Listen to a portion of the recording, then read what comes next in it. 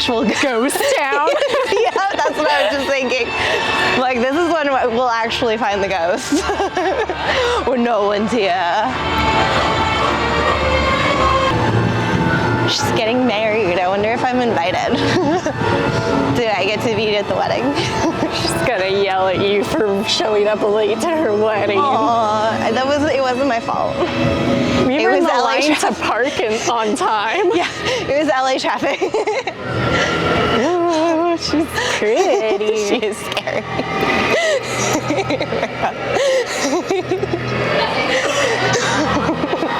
Oh no, I'm sorry. You're right. That's what happens when you don't get to a wedding on time. Just get yelled at by Bridezillas. It's a thing. I did not. I like you guys too much. No.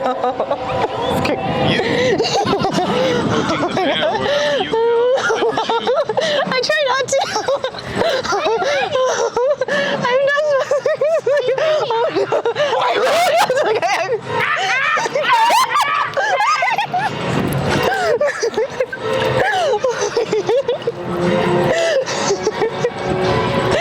Oh my god, he's still following. No! Why would I stop? Why would I stop? Oh my god.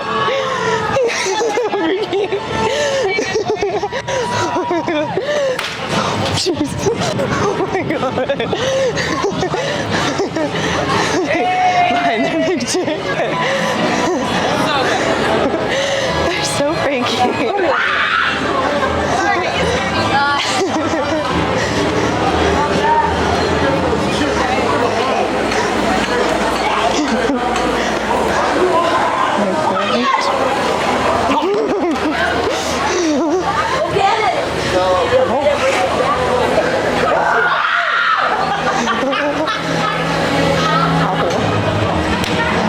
Those are some intense scissors. I love seeing the Scareactors in light. Their costumes are so intricate. Their costumes are so good. Hey, so how we doing? Oh, doing good, doing good. What's some nuts? Your eyes are a little red, like maybe. It's a safe neighborhood. Okay. Yeah, it's very safe, I'm sure. Hi. You like candy and flowers? Yeah. Why don't you go buy yourself some? Yeah, there you go. Oh, okay, thank you. Change, all right? I will, absolutely. Become a nice guy. You got some blood money. I got some blood money. I just don't know who had to die to get it to me.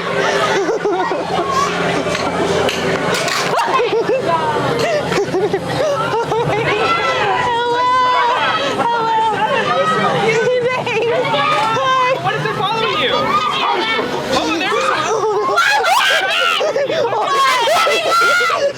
I don't know. I think I was way too. It's okay, but let's go. Okay.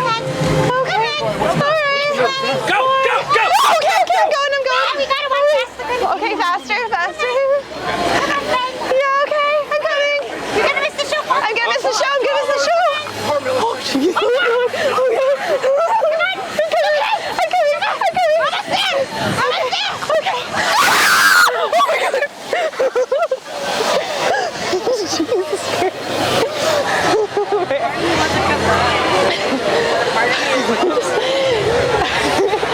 I walked into that one. Never follow a clown.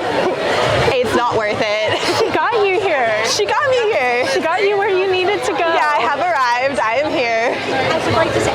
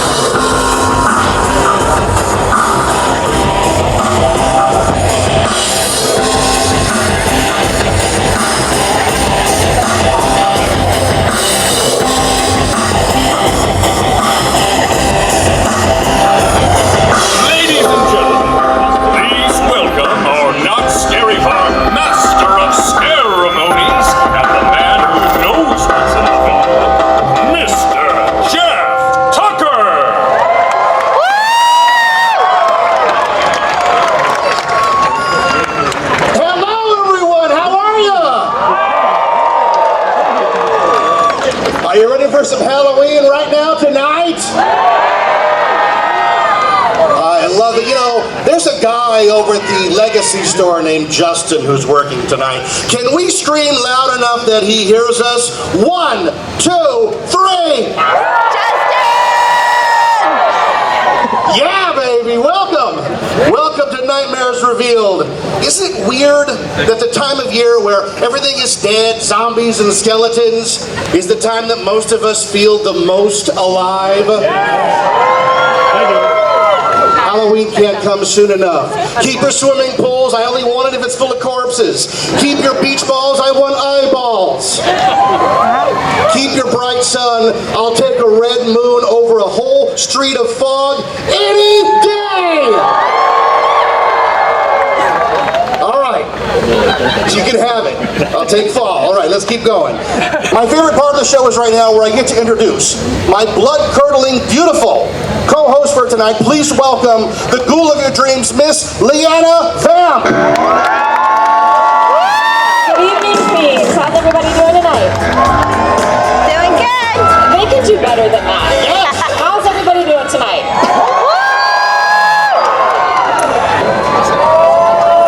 There are 2 brand spanking new mazes for Scary Farm 2024. 2. But first, with a little more information on what's going on, back behind Ghost Rider is my fiend, the Town Crier. Hey, hey, all gather. Hey, all gather. Tonight, a darkness spreads throughout the town. From the forest to the town square, no child is safe. Lock your doors and snuff out your candles. Something is taking the women and the children.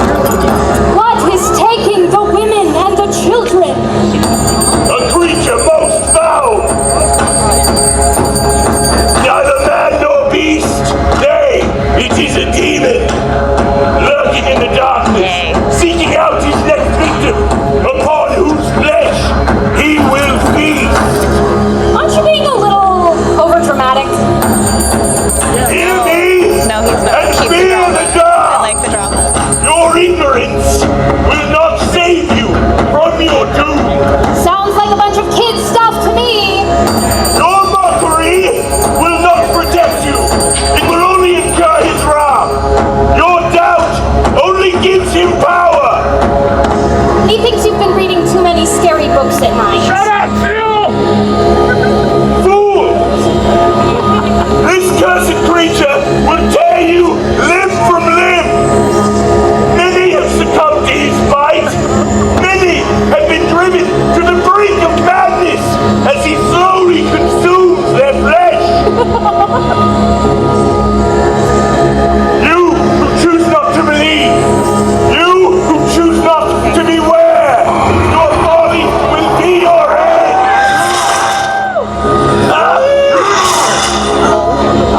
Oh no.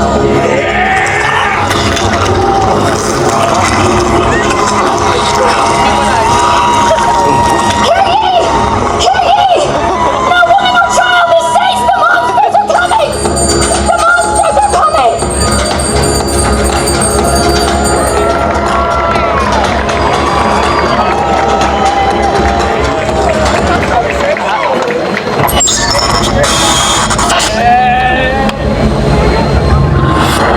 Take heed of the sail of old 8 fingers 9. Watch well while you sleep, or your fingers he'll die. If allow him to comes for a bite, he'll spare you your digits and quickly take flight. But if you allow him the smallest of taste, you'll enter a slumber and he'll lay you to waste. 1 finger, 2 fingers, 3 fingers, 4. Don't even bother with locking the door. 5 fingers gone, and next will come 6. Your flesh he devours, your end will be quick. 7 fingers now, then 8 fingers now. The feast's in full swing, the blood flows like wine.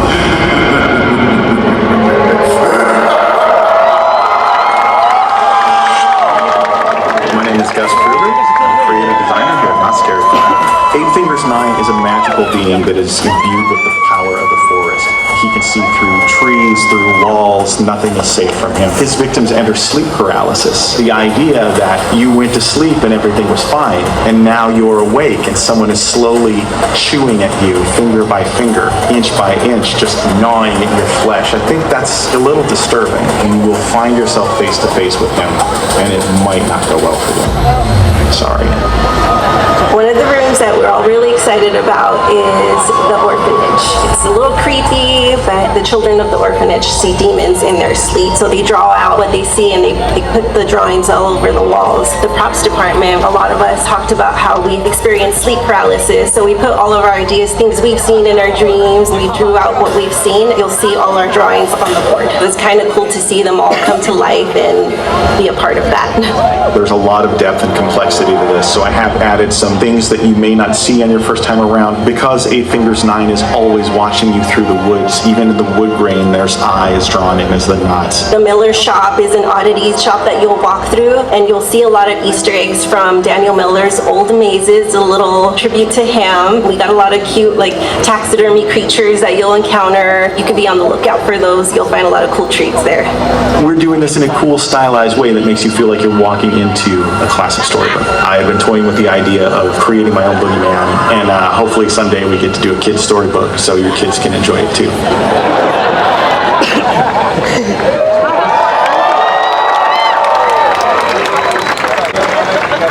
Fun for the whole family. For the whole family. Eight Fingers 9, everybody. Brand new this year. Are you ready for the next one?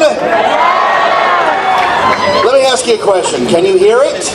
Yeah. Can you feel it? You ever get that feeling that something's crawling up your leg? You're trying to sleep and it's trying to get you? Well, the spider-possessed residents of the convalescent home on the edge of town are preparing a special place for you. Enter their web and succumb to their dark desires. You will come and visit us, won't you, sweetie? I don't like where this is going. There's room for everybody. Every nook and cranny is ready and waiting. All right, I don't want to touch her. Mima, let's get you back home, Mima. You're going to come with me. Let's touch her. Let's bring everyone. Okay. Jeff's gonna do that. Everybody. Okay, it's Come and visit us. 20-minute show. Let's go. You Let's won't go. ever want to leave. Oh my God. All right, well, we handled this. You guys enjoy a peek at our brand new maze, Widows. Mission accomplished. This is all planned. There it is.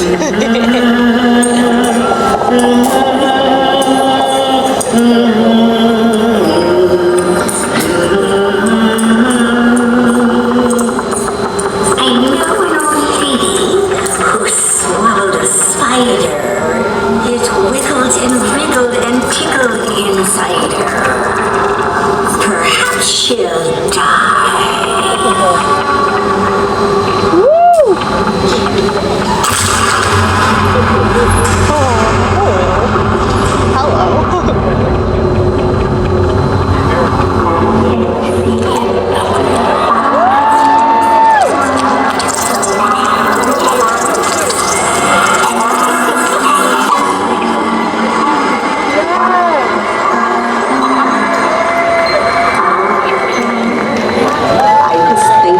Ideas, and I said, you know what would be really cool with a nursing home? The whole factor of medicalism, I think, is very disturbing to people. And when it comes to disturbing, who better than Daniel?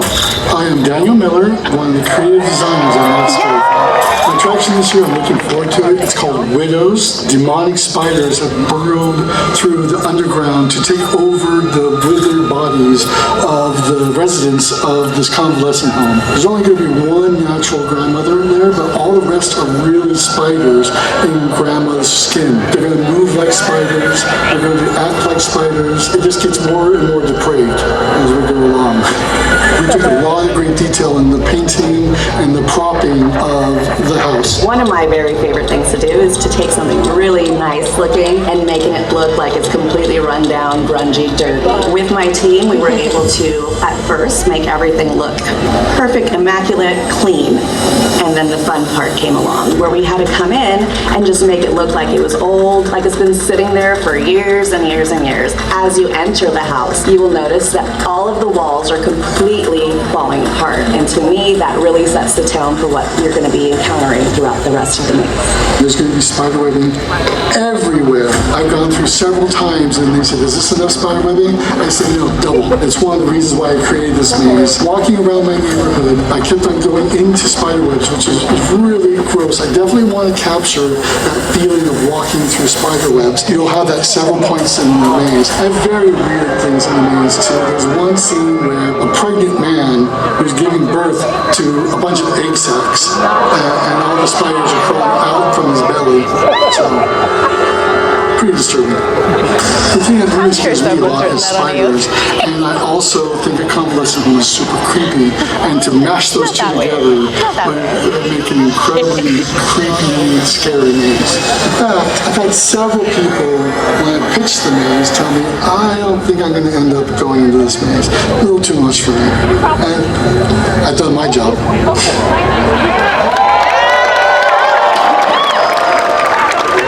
Thank you for coming out, folks. Thank you. That's going to be the greatest thing in the world. We love you. We couldn't do it without you. All right. Hold it right there. Let's go.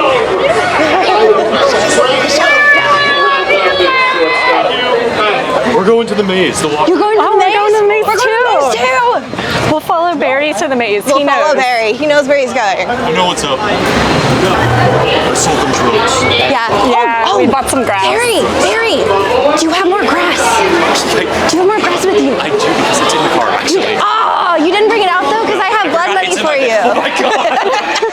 I have blood money to trade for the grass. I was going to trade blood money for some grass, but he didn't have it on him. It's too bad. He'd have a tough time getting that through security. You would, actually. And they got the fake stuff here, look. Well, yeah. AstroTurf. But that grass doesn't come with like a berry sticker, so it's not as cool. Yeah. So we are about to go in for a lights-on tour of the chilling chambers. It's gonna be really cool to see everything up close. We are going in. In frenzy, this life is fine. I've let these sort of scary farms past haunts inside the chilling chambers. Keep it moving. We're waiting in here. Look at how bloody they are.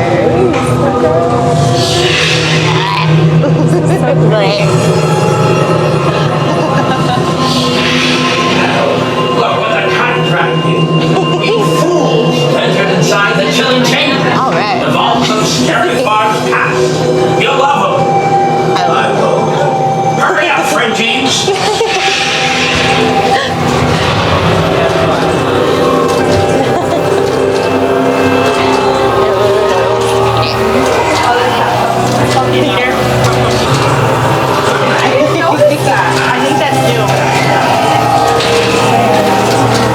I feel like the texture really adds something to the game.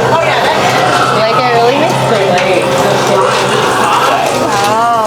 Oh, friends. I like little friends. Not friends.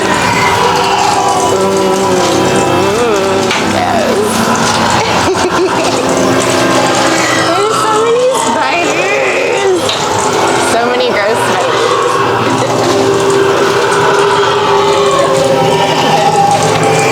God, I couldn't even see that guy last year. I know, me neither. It's such a cool effect. This is so cool. You just need like a little bit more light on it. I feel like we're in a museum, kind of. Yeah, it is giving museum vibes with the lights on. Mausoleum. Spooky museum. Creepy. Creepy. Ooh. Creepy crawly museum. Hello, friend.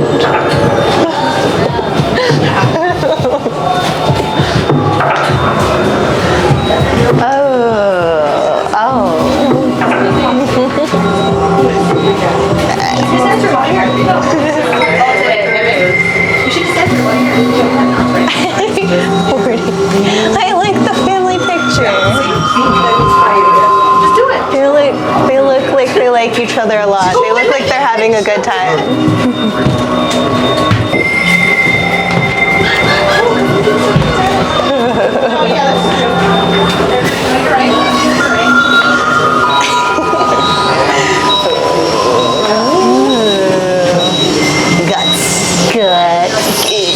Lack of guts, rib cage. Oh yeah, actually. Gutless. Gutless. Faceless.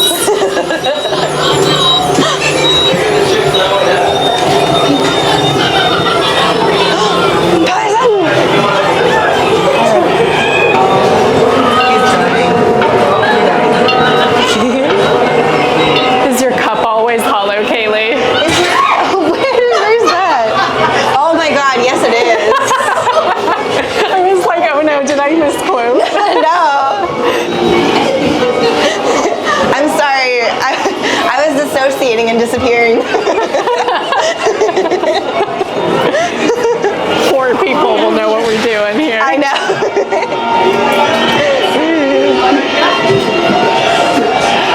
Oh, it's a toilet. I like this. I think one of my favorite things is like creepy messages on the wall. Creepy messages.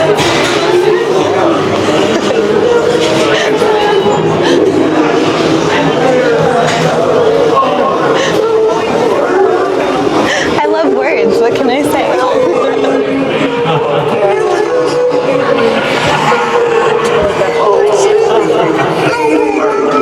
Let's go.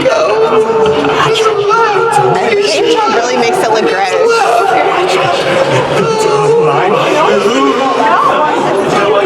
Stand up.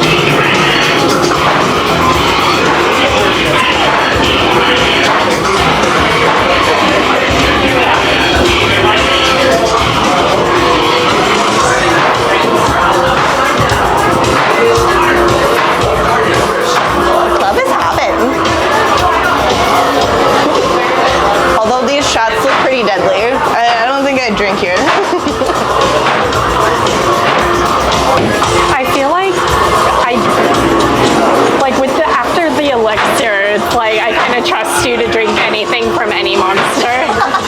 Hey, that elixir was good stuff. It was worth that like stint I had in the afterlife. I came back here.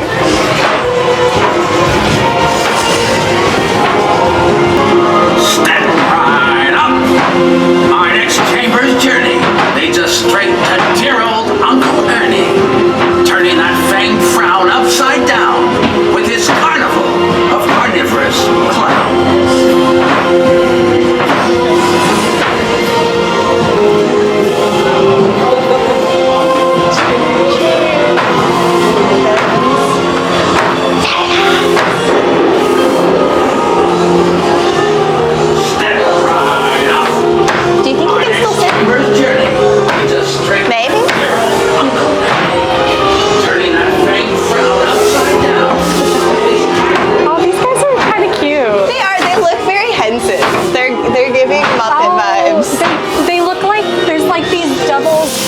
The storyteller.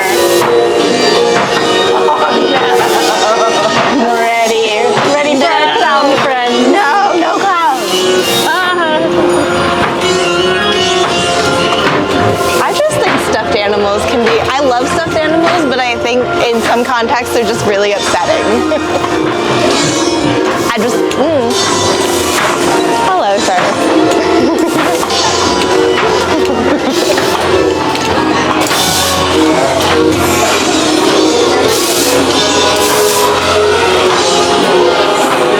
He would make a cool.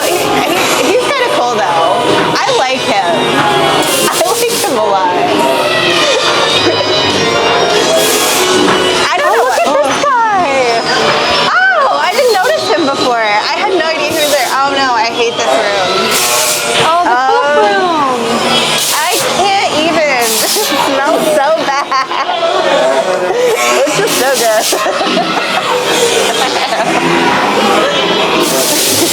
Man. I can't even. Almost bizarre. That's right, thank you. I got lost with the lights on almost. They were ready for you. She was so ready. She was like that way. Okay. Oh, look at it. These are beautiful. Oh. I wish they had more light in this area. Yeah. This is cool. That is pretty. Oh, of course, because it's the vampire area. That's why I'm like, ooh. I like these guys. Oh, they have. Okay, those are the vampires to the victims.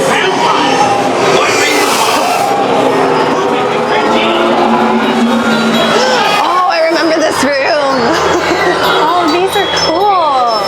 I have a love-hate relationship with these because they're like dolls and like children, but also it's got this like sci-fi thing going that I really like. They remind me of this Levine from Doctor Who. I don't remember this Levine. They're most, like, I remember them from like the 9th Doctor. Okay. Oh, more friends.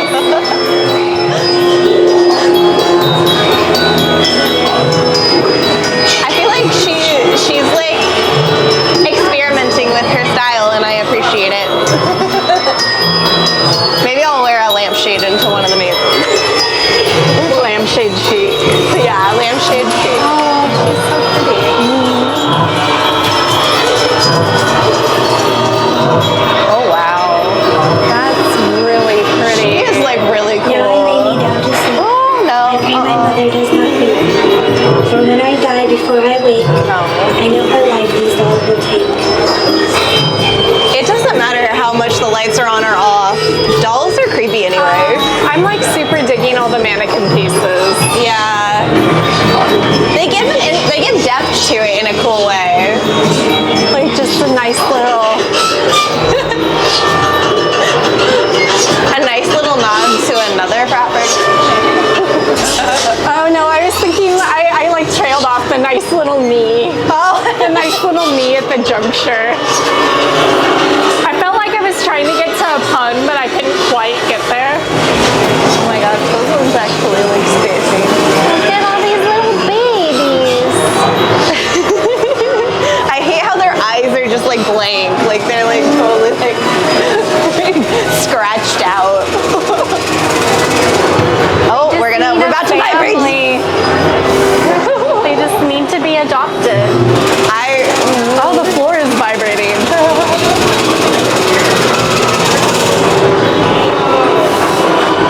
I feel like I'm looking into her soul, and that is very upsetting. I would not adopt her. She's very expressive. She is very expressive.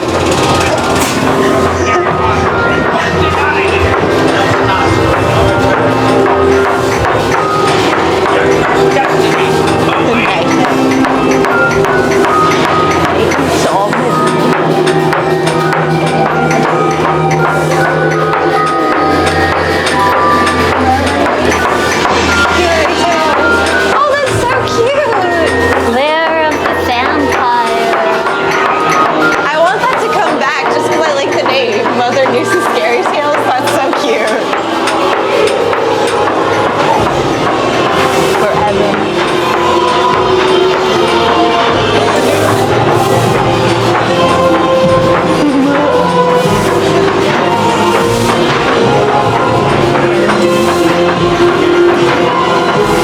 Oh, Christy would like that. Christy would love that. Pinocchio unshrunk. I never saw that. Like, that is very Christy.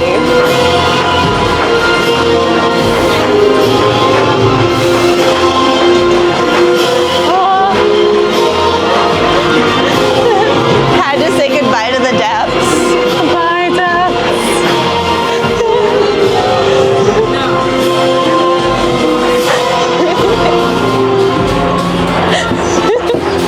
That was actually a sad way to end that. I loved the depth, and now that seeing the gravestone, I was like actually a little emotional. I'm like, I'm gonna miss it. I'm really glad I got to go on or experience it last year. That was so Yeah, it was really cool. That one and Mesmer and Bloodlines. Bloodlines was cool too. I think Mesmer is one of my favorites kind of ever. Like I'm a sucker for carnival horror anyway, but it's just really well done.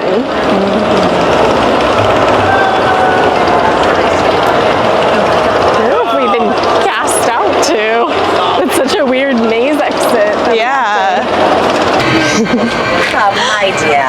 Hi. How are we this evening? Really good. So much better now. My goodness, my heart. Oh, well, if I bad, had one. terrible, horrible, Amazing. evil. That's what we love to hear. I feel really special being on this throne. As you should. Feel kind of powerful. Oh wow. I think all of this is going to my head. Leave you here with your vampire queens. Okay, yes. I'll be back later. We're gonna be busy ruling. Yes, ruling. Go wink, away. wink. Go away. Wink, We're good. We're fine. We're good. Oh my god. Oh boy. You guys, I had the most wonderful dream. So here I was, and there were these two beautiful vampire queens, and they actually made me like the queen. Like I was ruling, and like with them, and they were beautiful, and oh my god. I can't believe I woke up. I want to go back.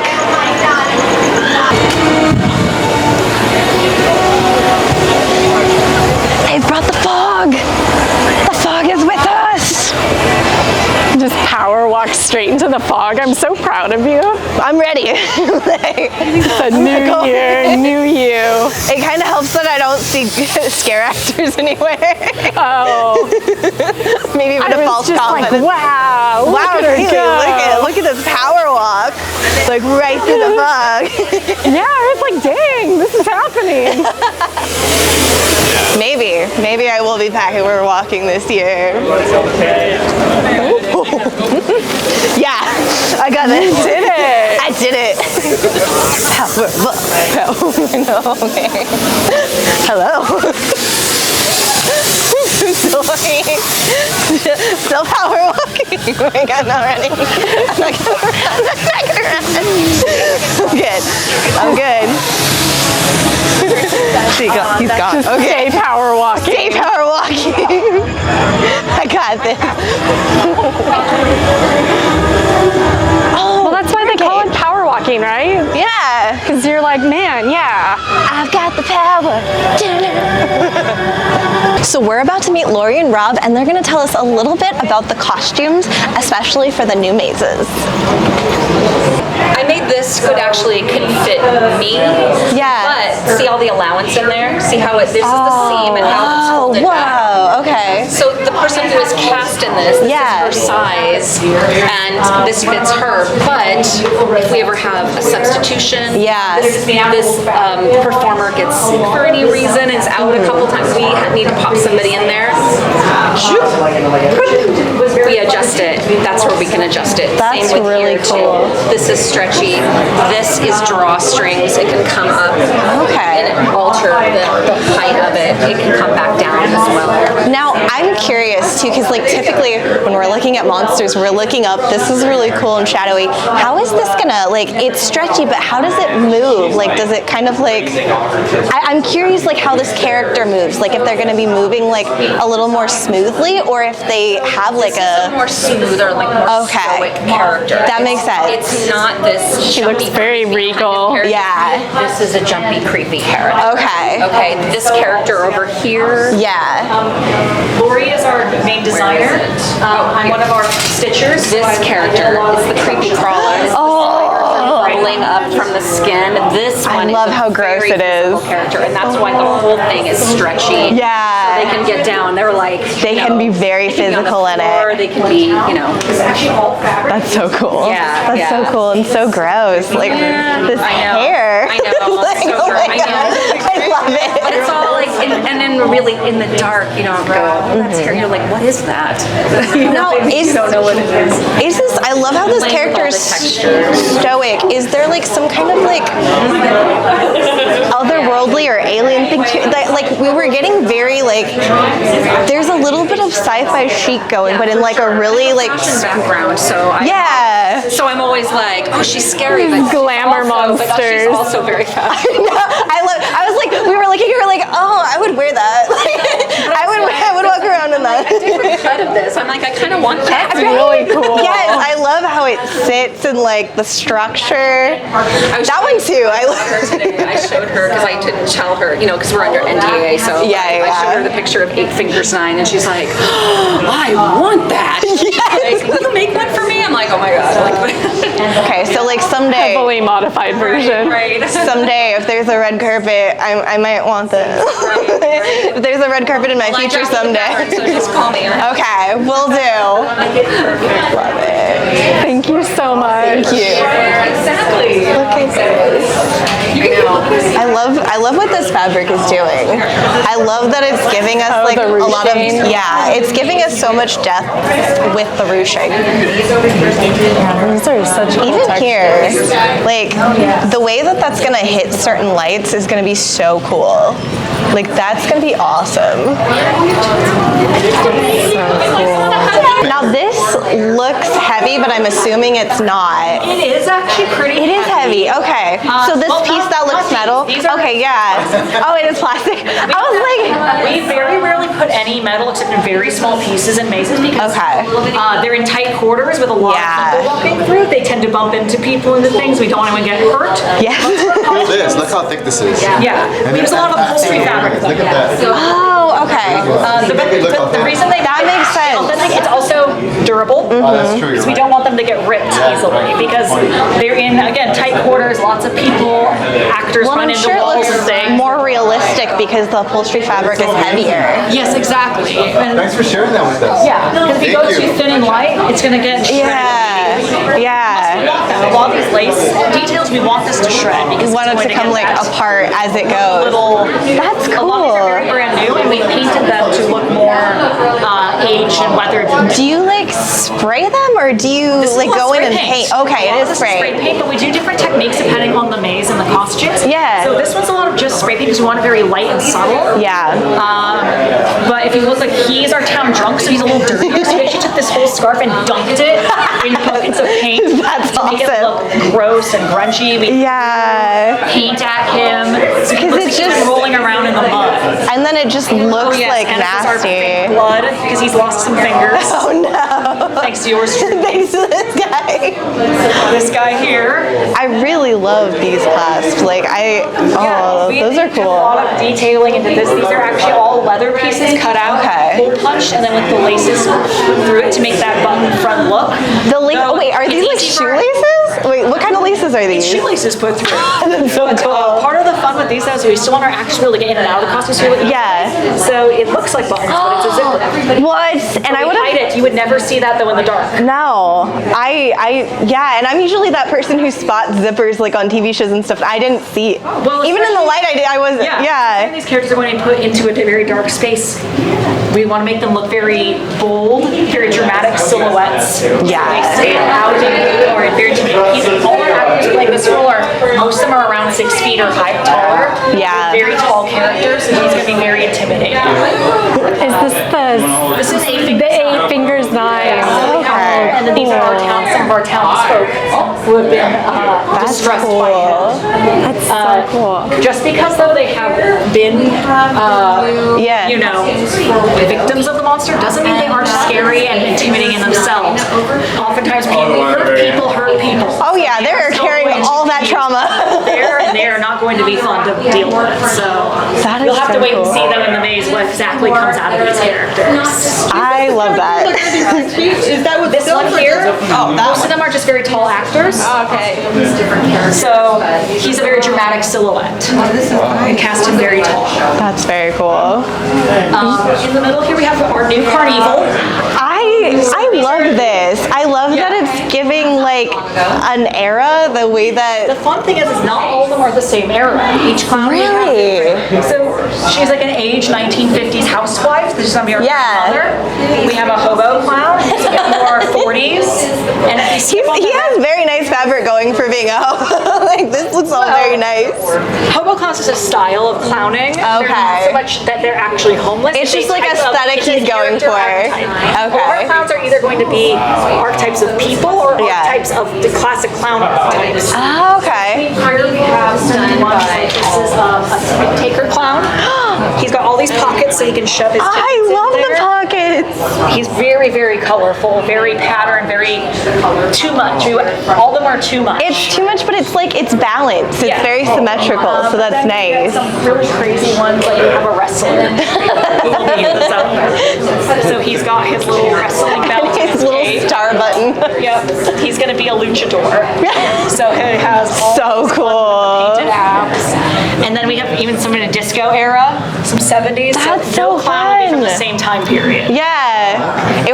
Are they all supposed to be part of the same carnival? Like Yes, they were they just are. collected from different eras? Yes, so they're all different archetypes and characters collected down into one troupe. Oh. Now I want to know more of the lore of this troupe. You'll have to wait and see. I want to know. You'll have to wait and see. How do you qualify to be a carnival clown? Like how do you make it? That's one of the unifying factors. Okay. The colors of the clowns. Yeah. They're all clowns. Okay. So like some of them didn't even know that they were evil enough to be clowns. They just made this their color palette and it turned them evil. And so be careful what you wear. Be careful. Be careful. Don't want to be evil. Yeah. Or you do. Maybe you want. Maybe you do. Maybe you do. Just start wearing those colors and you are this is your future. The future is bright red. Very much so. I did a lot of the construction on these. Though the clowns were very much kind of a collective project, almost all the stitches had to have some creativity on it. That's so cool. So each of us kind of got to pick one or two clowns and have fun. I kind of made this guy here. What was like the most fun part to stitch, and was there anything that was like honestly, I love picking the fabric. The fabric, yeah. With a lot of this was stuff we just had lying around from other things that we turned into.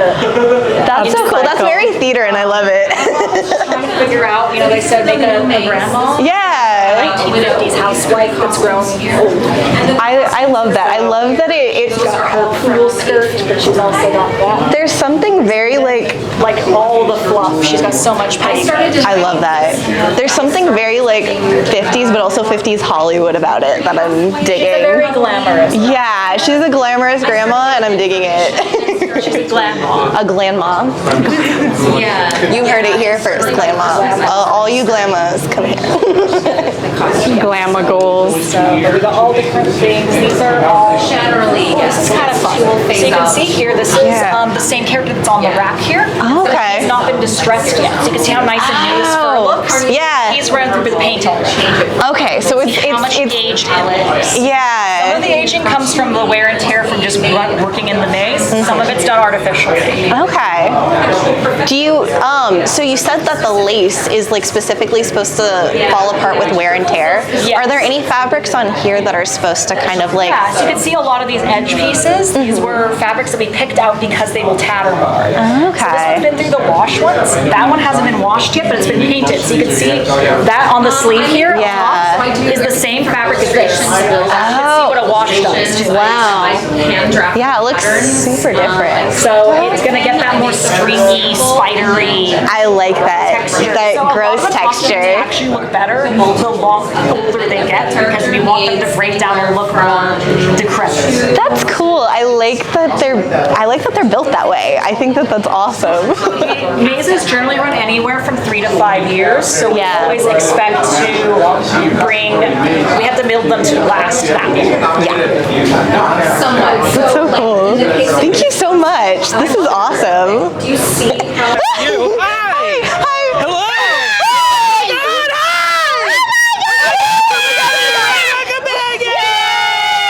I'm leaving, I'm done. Wait. Okay. Oh. What? Go. Okay. So we heard that there's a way to join the Carnival clown troupe, and that you guys are from all different eras, from all over history. How do you join? How do you become a clown? Wouldn't you like to know? I would like to know. You're asking how to get under my big top? But please, How dare you? You got what it takes. I didn't mean it that way. You think you got what it takes? Do I have what it takes? Yeah, right. I gotta work harder. I'm not ready yet. Doing the hat before you, dear. They didn't want you in the troupe. He didn't want me in the troupe. I'm not good enough to be a clown yet. I'm gonna work on it. She's goaded to We're going into the Birdcage Theater for a Q&A with the creators. Hi everyone, welcome to our creators panel. My name is Pasta Berkey and I will be your host today. A little backstory about me is I have been with the farm for 19 seasons. I started as a haunt talent and moved into production. From production, you will see me now running around the fog, making sure that a haunt is doing what haunt needs to be doing and the monsters are being scary. Today, I have a wonderful group of people who have lots and lots of experience here, so I'm going to introduce them. We're going to start with Paul. Hi, my name is Paul Marshman. I am one of the technical directors here at Scary Farm. I started my journey here in the year of 2000, so I've been here for 24 years. I started working as a maze monster in a maze called Alien Attack. That was a cool maze. I then moved on and worked on streets for multiple years, ended up in Ghost Town for a little while. And in 2003, loved this so much that I decided I wanted to be part of it more. And took a journey backstage and started working as a carpenter, and have basically made my entire career building up from starting as a carpenter here all the way through the ranks. Built some awesome mazes. I was in charge of the quarantine maze, if anybody remembers that one. Thank you. That was an awesome experience. Ran the hanging for quite a few years as well, and then ended up leading the carpentry department, and then further up into technical direction. Give it a hand for Paul. Up next, we have John Asbred. Hi everyone. My name is John Aspirin, and I am a creative designer here at Knott's Berry Farm. I used to work at a paintball park, and I created this it was a paintball shooting experience where you shot zombies. It was called the Zombie Kill House. And I used to work for, I was a consultant for ADivergentDream at the time and created this this live experience that we ended up, a buddy of mine, John Cook, for those of you that know John, we brought the idea over to Scary Farm, to the folks over here, and created this maze called Special Ops Infected. If you remember, I'm the guy in the video. You're at Mystery Lodge. I was like talking to you guys. I was that guy. You were that guy. But I started off here as a cast lead and helped train our staff and our zombies and our squad leaders and help design and create it with John. And I ended up, eventually becoming full-time. I've been here for the last 10 years. Currently, I am a creative designer, so I get a chance to work on monsters year-round. I get to create, draw monsters, and work on the mazes with the other design team, the rest of the design team. And so it's pretty fun. And during the season, during the hot season, I get a chance to work with Pasa and the other fine folks and help out with the talent. So it's pretty cool. Awesome job. John, what was the last project you did for Scary Farm? Man, we brought back, and without saying too much for this year, but the last project from last year was we had a chance to reimagine the Gauntlet and help create the backstories and give a fresh take on the new Scare Zone. I'm going to say new, but bringing it back, and it's been super fun to work on that. Give it up for John.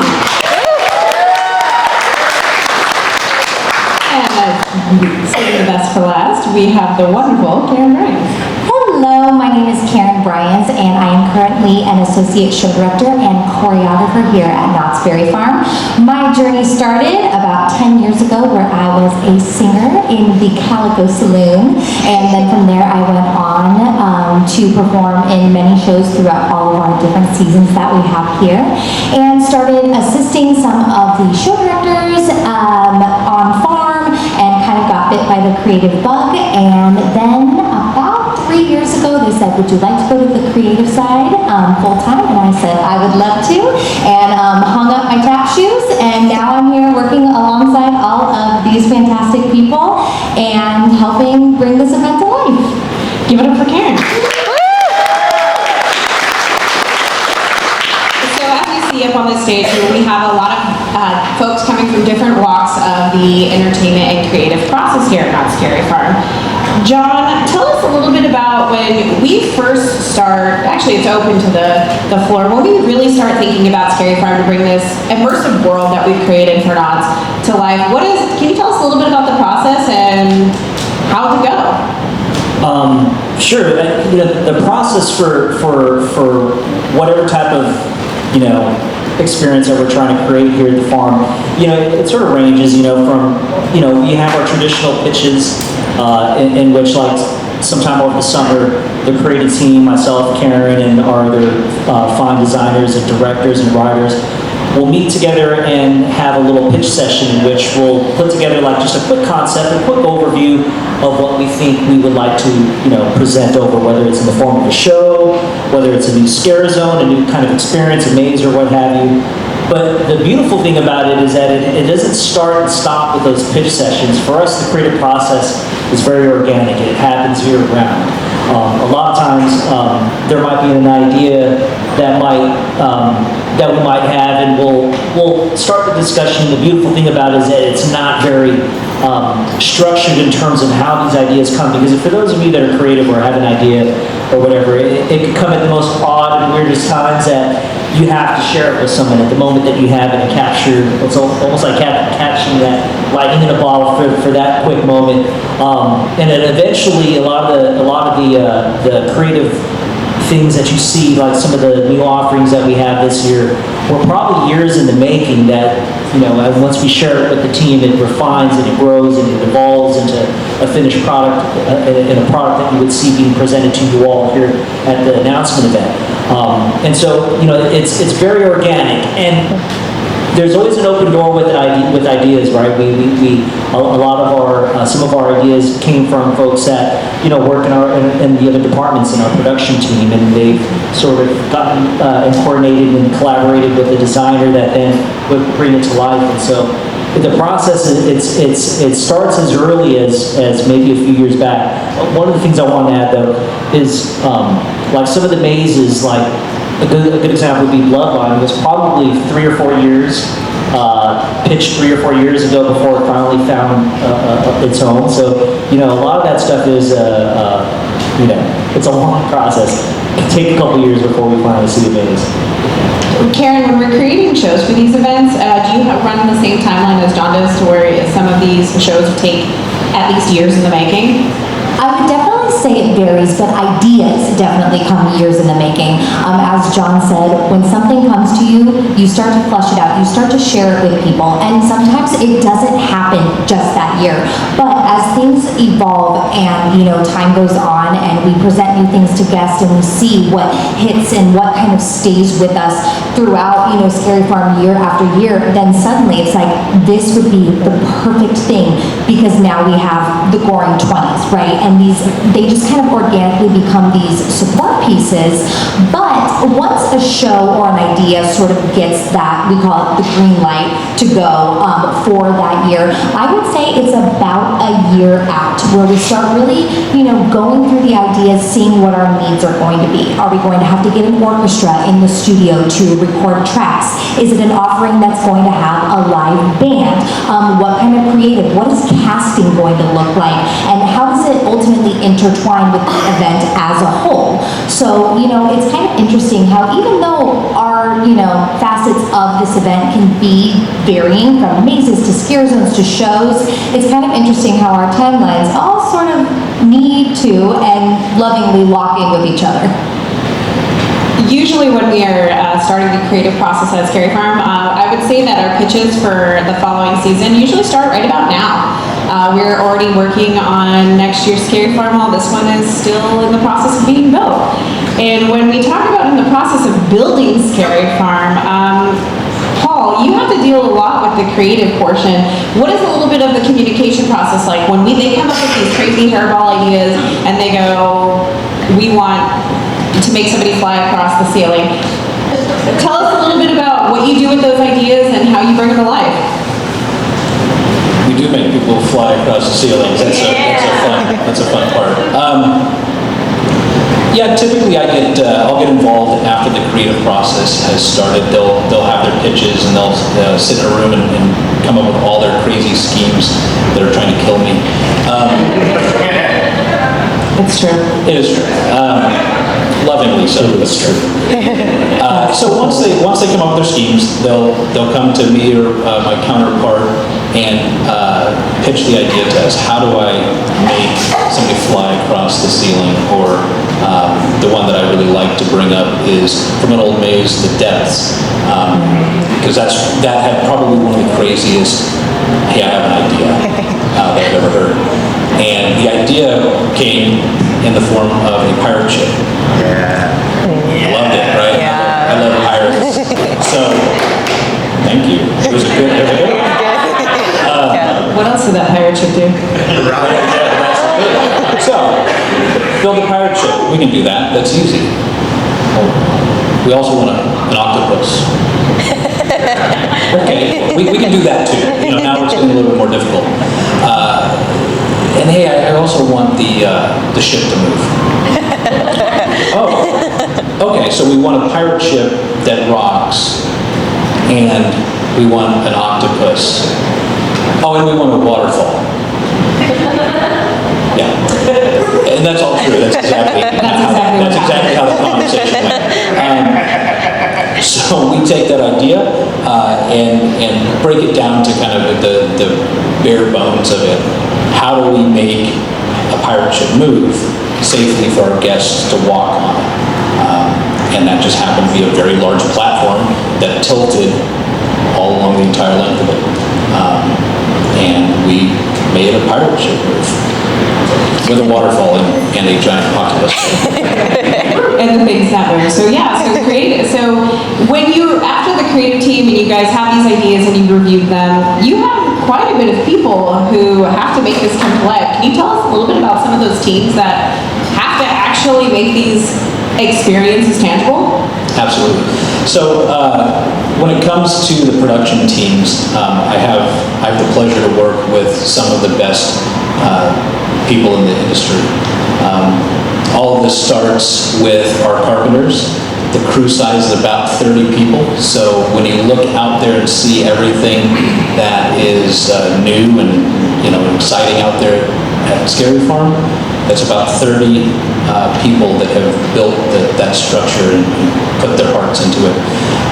We have a full on-staff paint department that does all of our scenic artistry. We have a full prop shop that fabricates a majority of the pieces that you see, making Haunt as unique as it is. We then move into our systems teams, which is our lighting department, which runs about 30 people as well.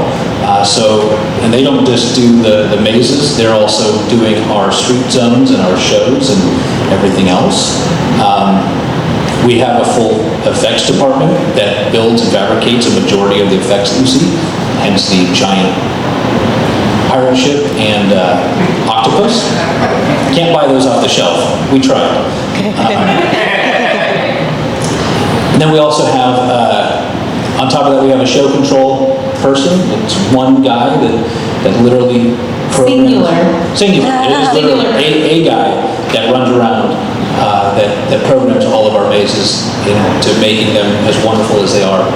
And then we have a full audio department as well that goes through and fleshes it out.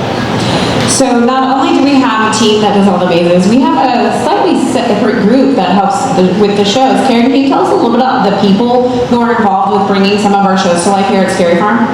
Yes, we are a small but mighty team. We have got show directors and writers and choreographers. All in all, I think, and with the designers as well, we are a group of, how many, John? 12?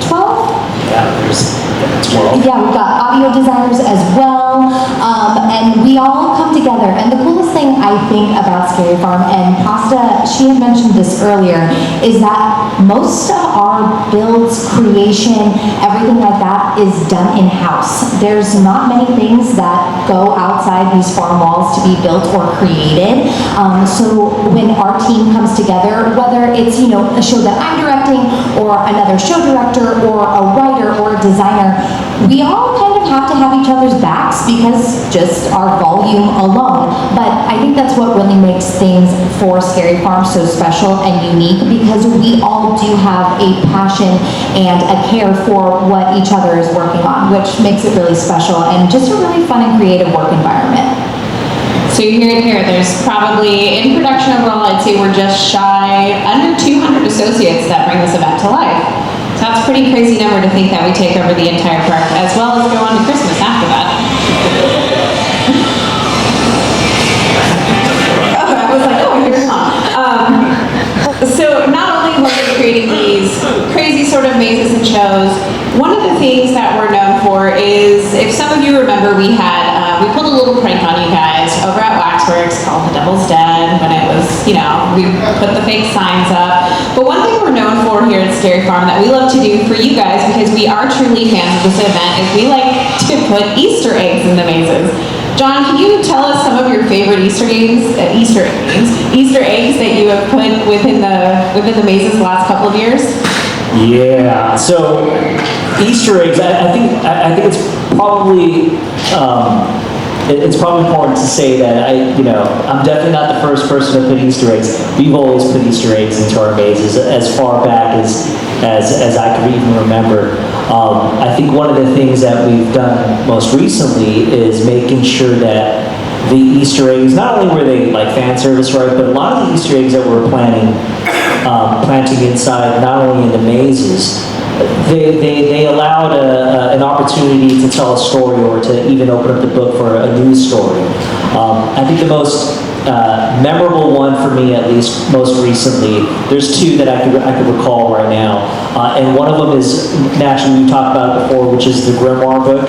One of the things that we had an opportunity to do was to sort of see where this book had sort of traveled, and even though it's a bit of a fan service, it started asking and posing the question for those of you that are fans of like Sarah Marshall, when you would see her in Origins, and without spoiling it for anyone that hasn't gone in there, you'll see hints and sort of see where this book has traveled over the course of time. And then if you didn't see it, well, I also hit the Grimoire in the Depths last year. So if you saw it inside the base camp, it kind of sort of opened up the door to what exactly and how this big, huge universe is interconnected with one another. Another Easter egg that is also pretty cool is the Devil's Elixir. A couple years ago when Karen and I were creating Goring 20s with the rest of the team, there's the idea of this Devil's Elixir that you would see, and you would see our talent, and even in our promo videos of this Devil's Elixir.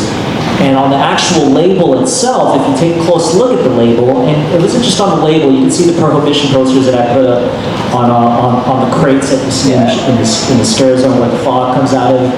There's these little hints of where this Devil's Elixir was manufactured, and on there, it said Valdonia.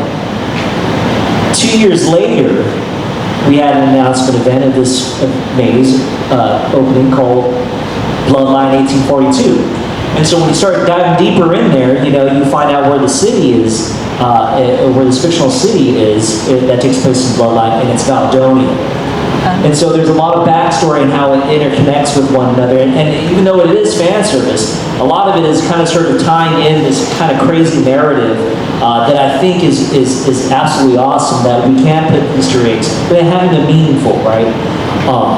Switching gears, a fun fact, because I love Easter eggs is my thing, right? Special Ops Infected probably had the most Easter eggs that I put in that had a running count of 172 Easter eggs, and one of them being... It was me. I was a pizza shop, so you'll see Mama Pasta's Pizza. I definitely had my own restaurant in Infected. It was quite the surprise when I found it. Okay. But one thing I can say about the Easter eggs that we bring is they kind of, not only are the Easter eggs for other portions, but it's creating the lore that you guys enjoy, right? So everyone up on this has a passion for this event, and when we're trying to create these immersive worlds, we really want to create a story. So let's talk about a little bit about bringing the Green Witch back for the 50th.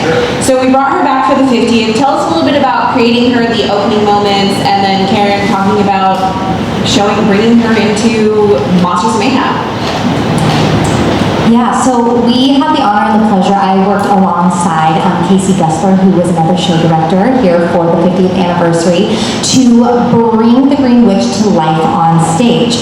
So we just deep dove into the history. We sat down with anybody and everybody who would talk to us about the Green Witch, who she was, who she's been, her story, how it all has connected throughout the years. And then we were like, fantastic, we have a grasp on it. Now we're going to give her choreography, and she's going to be fabulous. And it was just so fun to get to take one of those long time stories, one of those characters that has just withstood the test of time, and bring her back in a stage depiction, alongside also getting to have her in moments out on the street, which, John, I know that was your pet project for last year. Yeah, John, you definitely had the Green Witch come out, but you also had her integrate with the Conductor. Tell us a little bit about how you managed to combine our two IPs. Yeah, so it's crazy the way, especially when you get a bunch of nerds in a room and we're just nerding out, like we do it all the time.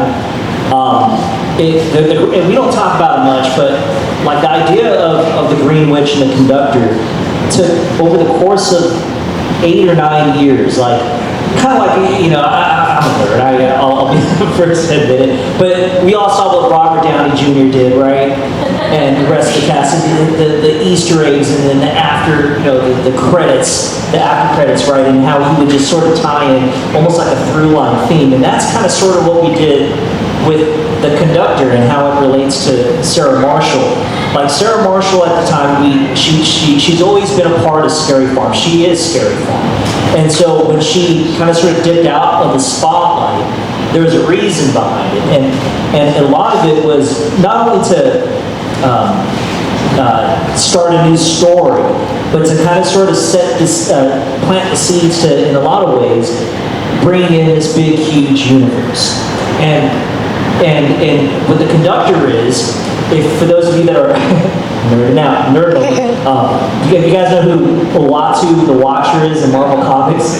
That's kind of like what the train conductor is, right? He's all seeing. He's almost like this narrator of sorts that allows guests in his own way a glimpse of all these nightmares that are happening around the world. And it allowed us to bring our main protagonist, our main character, who's Sarah Marshall, who's the signature personality of the event, to bring in and allow her to have the ability to talk about the gauntlet without breaking character, have the ability to talk about Roaring Twenties without breaking character, because it was the conductor of all people who would allow that opportunity to bridge that.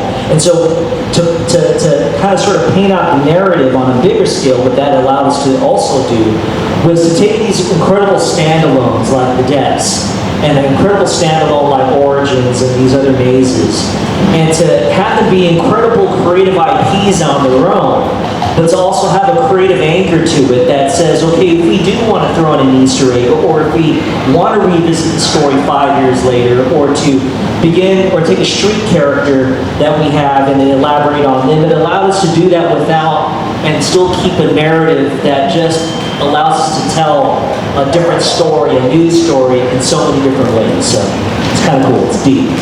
We really try to bring it to an all-encompassing world. So wherever you go, whether it is a scare zone or whether it is a maze, that they all kind of interconnect in some way or the next. Whether it is from the conductor, from the Green Witch, we definitely try to connect all those pieces together. We're going to be wrapping up pretty soon. For those of you who are, do you have any parting words for anybody about being part of the creative process for Scary Farm? Paul? Yeah, so I have lots of parting words. If anybody knows me, I will talk for hours on Haunt. I've been doing this a very long time, and this is my passion. You know, I thank my family every day that they allow me to continue doing this. It's long hours, you know, sleepless nights. I can't count how many times I've seen the sun come up, and really don't, you know, want to do that. But I'll leave you with this, and this is what I tell all of my crews as we're coming up to, you know, the final weeks. We're all tired, exhausted. We're about to see the sun come up again. This is the best job in the world. Being able to produce this event for you is the greatest thing that we can do. And there's not a lot of people in the world that get to say that they do this. We create nightmares and present them to you and kind of force you to live them. And that's awesome.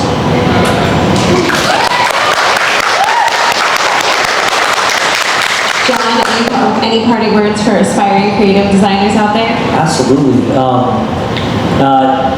I would say network, you know, make sure you get a chance to talk to folks and learn from. I'm still a student and I'm still learning every day on new ways of networking, of course. And so, you know, get a chance to network with as many people as you can, and they don't necessarily have to be like a scenic designer or like a creative designer like myself. Talk to a makeup artist or someone that, you know, designs a wardrobe or lighting or audio. There's so many ways to get into a role where you're creating these types of memorable events. And the beautiful thing is that the industry is definitely not where it was, say, 10 years ago, right?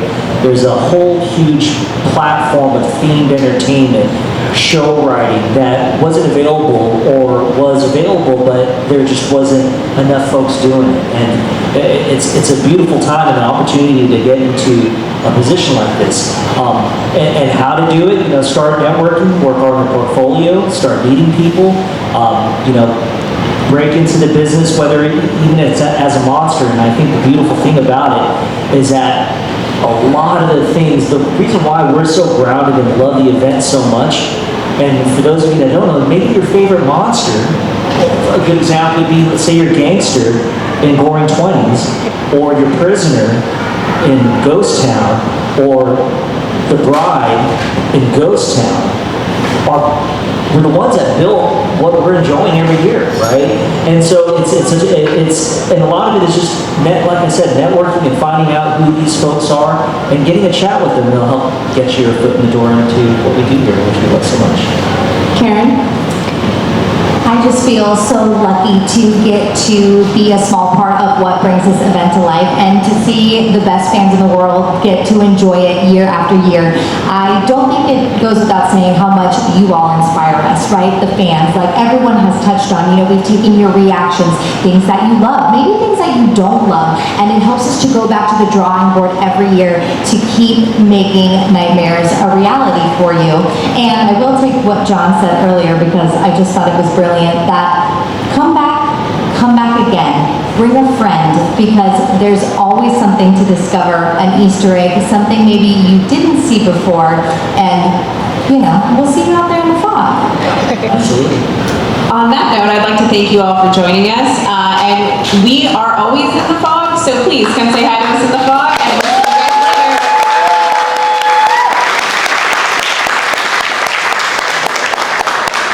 So you said there was like a platform. Like, how did you guys figure out like how far you could go, where it was safe for like most people to go across, but it really feels like it's gonna tip you over, but it doesn't, and it's like, yeah. So we have rules, so we have ADA standards that we have to follow. Yeah. That's all ramping, how wide we have to make stuff. Yeah. So with that one, to make it safe, you couldn't, how do I put this? It moved too much to be able to wheel like a wheelchair. Right. So at the end of the hallway, there was actually a little hole that somebody was sitting there watching. And if somebody came through, they could hit a button, the whole thing would stop. And allow That's awesome. Yeah. But yeah, I don't remember exactly what the rate to it was, but anytime you move a floor, yes, it just needs to be a little bit, and you still feel it. Yeah. With that one, though, we moved a lot. Yeah. But and also, you get a little bit more from it because you have the building itself is moving too. Oh. So if you're at the bottom, a little bit, everything at the top is moving. So we were able to get, So it's like a bit of an illusion that's going on there. But anytime you move something under somebody's feet, it's gonna disorient them. And, your brain's gonna fill in a lot more. I'm one of those people who it's very easy to disorient me. If you like put me in one of those spin wheels, I'm like, what's happening? But yeah, that's like, it's such a cool sensory thing, but that's really interesting that moving the walls more is like what makes it feel, okay, that's cool. Don't get me wrong, we definitely moved you. Yeah. But there's more to it that adds and disorients you. So. What was the most challenging challenge to solve in that maze? Was it the floor or was there something else? In that one? Yeah. That one, that was probably the biggest part of it. Yeah.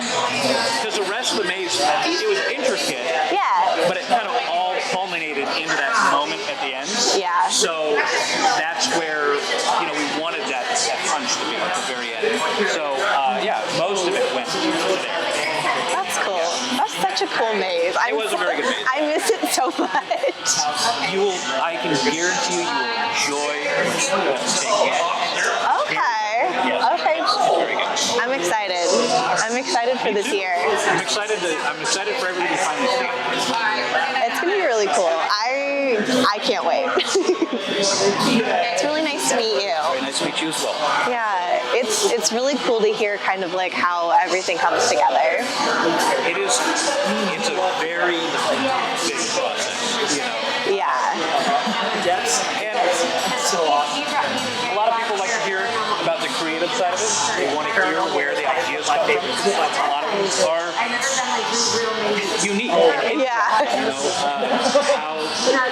Were you at the presentation earlier where we announced our 2 new neighbors? Yes. Yeah. So you look at those 2 and you go, where do we get those crazy ideas? Yeah. But from there, there's such a huge task of making that become reality. Yeah. And one of the, there's a common theme to a lot of what we were talking about up here, and it's small but mighty. Oh, yeah. Our creative team, small but mighty. Our production team, small but mighty. Yeah. And it's just the passion that they have in the event that helps feed the fire that develops these things. Yeah. So. Well, and I think that what a lot of people don't understand about the creative process too is like ideas can be kind of cheap. There's like lots of ideas, but like it's the process of creating it and how the idea evolves that like can be really interesting and really exciting. Absolutely. And the concepts evolve all the way up until we open. We're always adjusting and tweaking as we realize that something may or may not work. Yeah. It continues to develop. Everything that we've done over this past summer has literally been, how do we make this better? Yeah. That's really cool.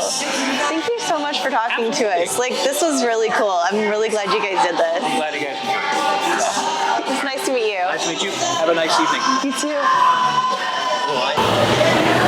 It's always cool to get a behind the scenes look and like hear from the creators. I hear how they move the floor. How they move the floor. For reals though, like that made the maze. Like it really did. I'm also like so sensitive to optical illusions. Like, I mean, you guys have seen that. You guys have seen me like on the floor. I was like, what's happening? Are there steps? No, nope. She's just down she goes. I know. Lauren's like, what is going on with her? And I'm just like, I can't move forward. Everything is spinning. I wanted to ask you, because like you do the choreography, and that's so cool. What do you have to take into consideration when you're giving like actors and dancers props? Oh, like working with props? Yes. So I always say, if I'm not going to do it, I would never expect a dancer to do it. So that makes sense. A lot of trial and tribulation. When we get into kind of a workshop phase where I'm working out choreography either for myself or with a couple of performers, seeing how things move. A lot of time our props department will give us something that will sort of be like what the actual prop is going to be. Sort of a rehearsal prop to see, okay, how does this move? How is it going to last throughout the season? How heavy is it? That's always the biggest thing. Like when we work with shovels, for instance, you know, it's finding that balance to have something that's not going to be extremely heavy, but we can still manipulate to use for our purposes. That makes sense. So it's definitely a journey, but you know, a lot of trial and error, and sometimes we do have to go back to the drawing board, whether it's like this isn't able to sustain, you know, through choreography and thrashing and staging and all of the things like that. And then we have our great production teams that I'm like, we gotta go back. We gotta figure this out. And then we just, you know, go back and see what we can do to make it work. That's really cool. Yeah. Okay, thank you so much. Oh my gosh, of course, absolutely. I was thinking about when you guys were talking on that, I'm like, oh, like I feel like props really bring up the immersion so much, but I was wondering like how hard they were to work with and like what your process was. So that's cool. Definitely a journey, for sure. For sure, a lot of trial and error. Well, I love the Goring 20s, and so I can't wait to see like what else is coming from you guys this year. Definitely, we're looking forward to it, and we'll see you on opening night. I hope so. Wonderful. I hope so. I have fingers crossed. Me too. I'm thinking good thoughts for you. Thank you. Awesome. Thanks so much. You too. Have a good night. You too. The witch.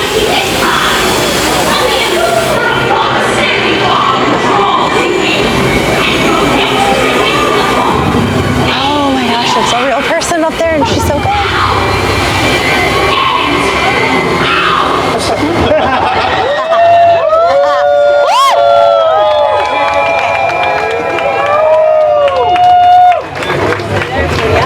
Just like get out.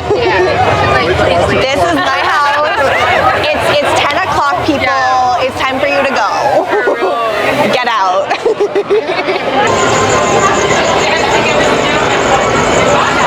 Hello, creature of the night. Thanks so much for joining us for these announcements for Knott Scary Farm 2024. We hope you'll join us for this incredible haunt season, and let us know in the comments what you're most excited for. Goodbye.